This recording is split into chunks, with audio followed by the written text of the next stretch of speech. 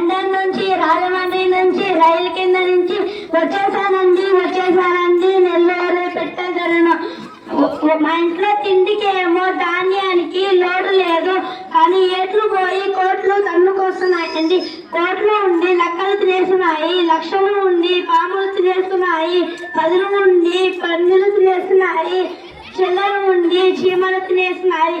మరి మా ఇంట్లో పెళ్లి జరిగితే తిండికి వంకాయ పెడితే వంగిపోతారండి, బీరకాయ పెడితే బిగుసుకుపోతున్నారండి, బెండకాయ పెడితే బక్క చిక్కుపోతున్నారు అనేసి గోంగూర పెడితే గోక్కుంటున్నారు అనేసి పొట్లకాయ పెడితే పోట్లాడుకుంటారని చెప్పారండి.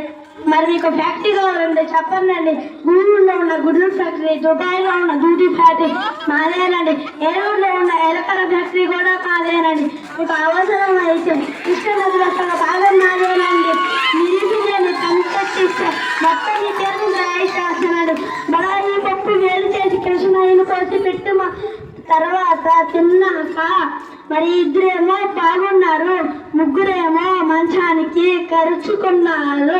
మరి మా ఇంట్లో పైపరాలు వెళ్ళపా తింటే నపరాలు దెబ్బతింటాయి.